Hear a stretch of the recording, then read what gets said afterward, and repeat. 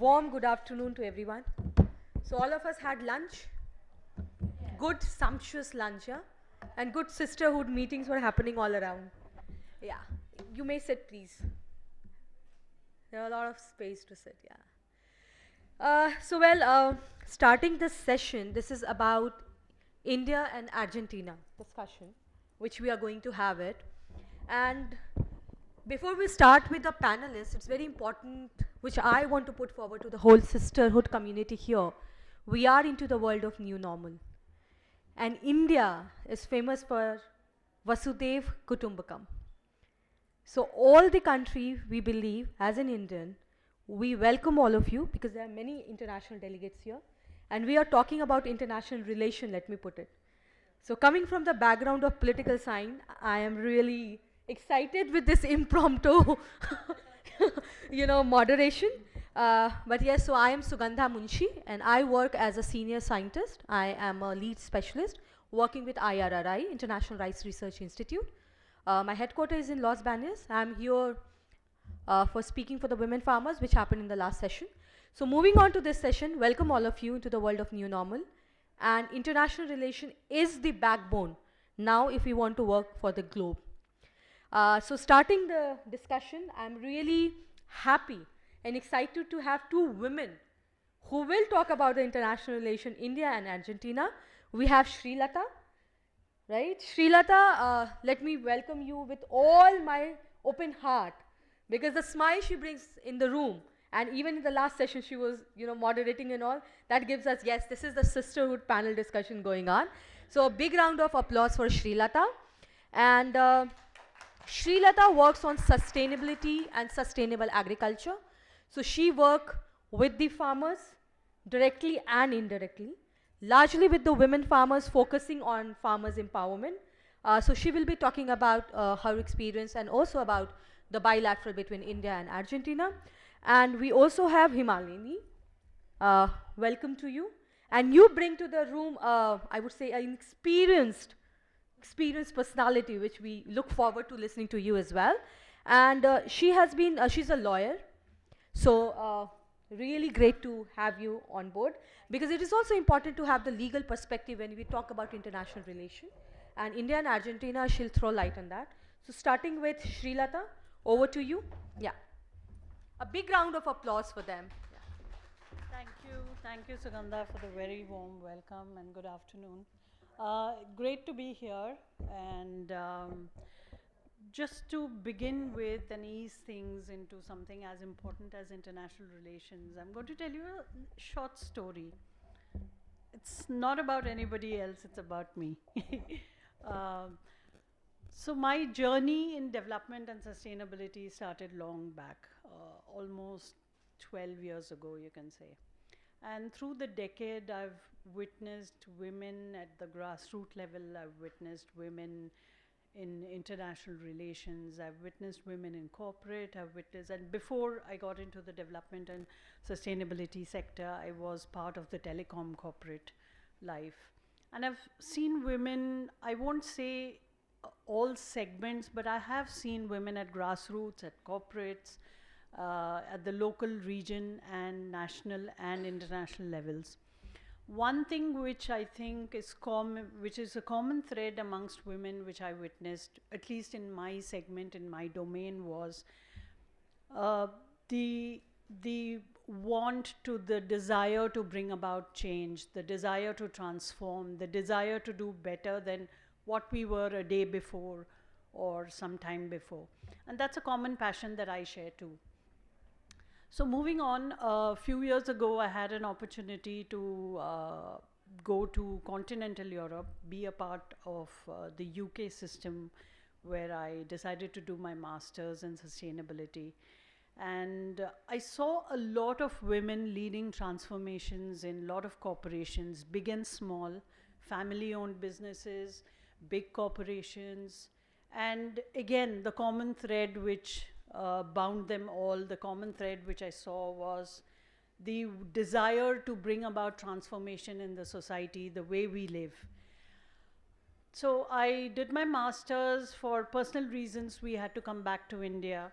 But here I got a chance to be part of an organization which is working on projects across the globe. And they're working on projects predominantly in the South American region currently. That's one of the focus areas that they are working on. They're working with farmers in the field of agriculture, trying to transform farmers do agriculture so it becomes more sustainable. They are able to generate different sources of income, not just by selling livestock or not just by selling the agricultural produce. So that's, I think, an important shift in the way that we look at agriculture as a profession.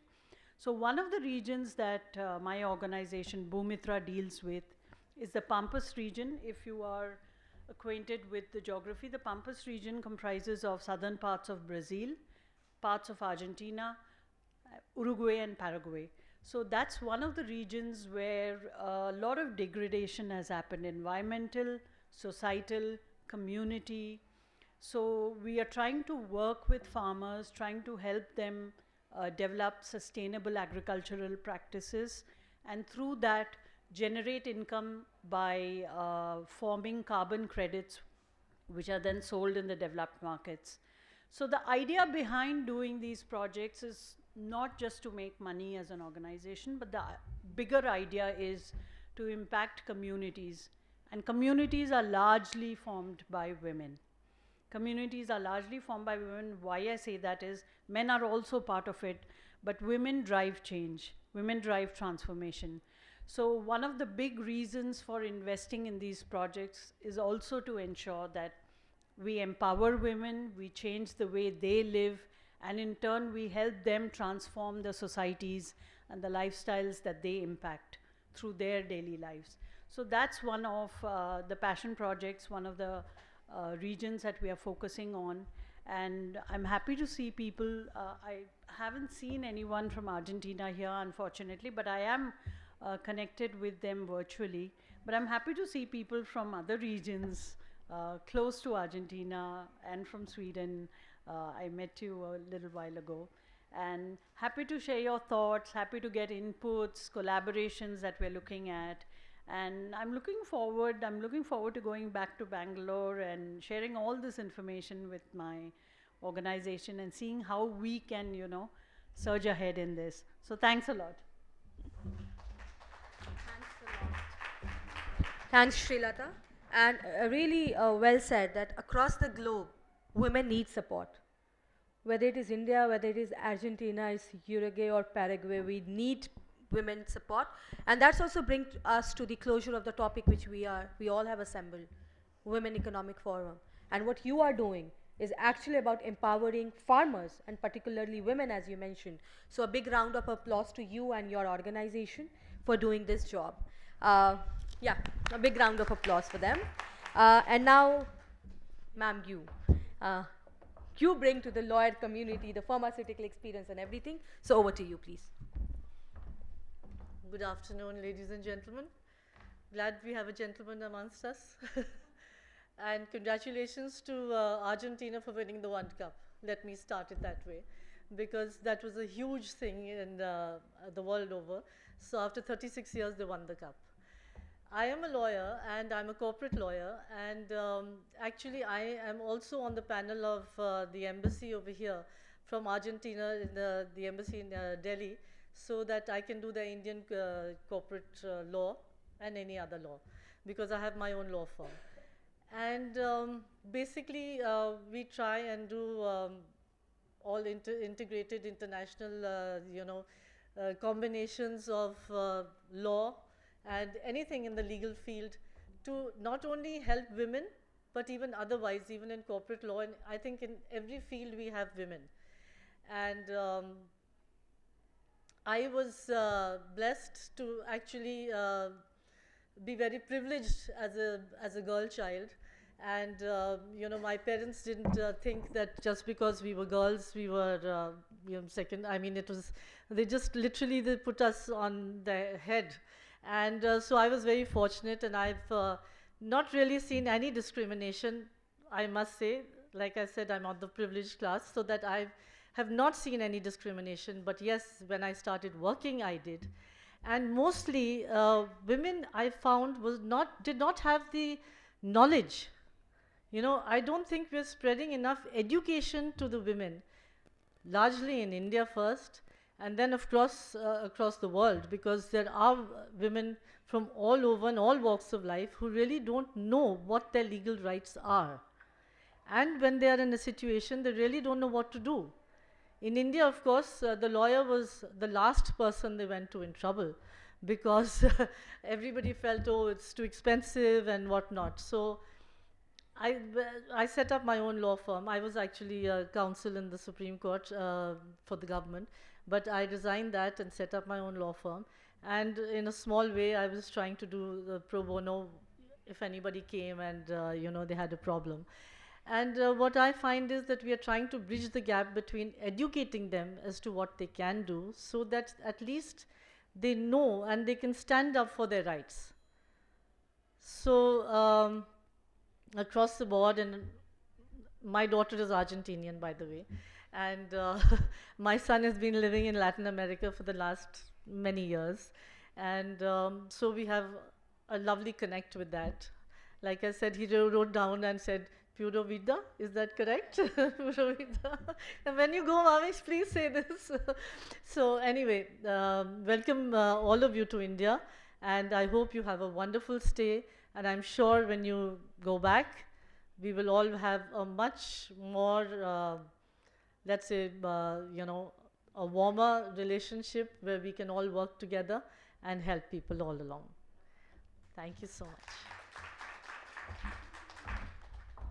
Thank you so much, Himalini. And you said a very important point that most of the women do not turn up for legal, support. And that's one of the biggest challenge I would say we face when we talk about women and justice. Because you have to stand for yourself. That's what we need to teach our girl child. And even to the men and the boy child, don't do something which takes you behind the bar. And that's very important for us to understand, and the legal right, as you largely said. And talking from the grassroots India, this is one of the biggest challenge. And not only the grassroots of the countries, but of course across the globe, if we see, women do not approach legal doors for their rights. So with this note, we would like to end this session, and a huge round of applause to the audience as well for listening so carefully. And I'm sure that this Women Economic Forum and the conversation which you both put up will take us back to our countries or the respective workplaces and walk the talk. Let's walk the talk. Thank you.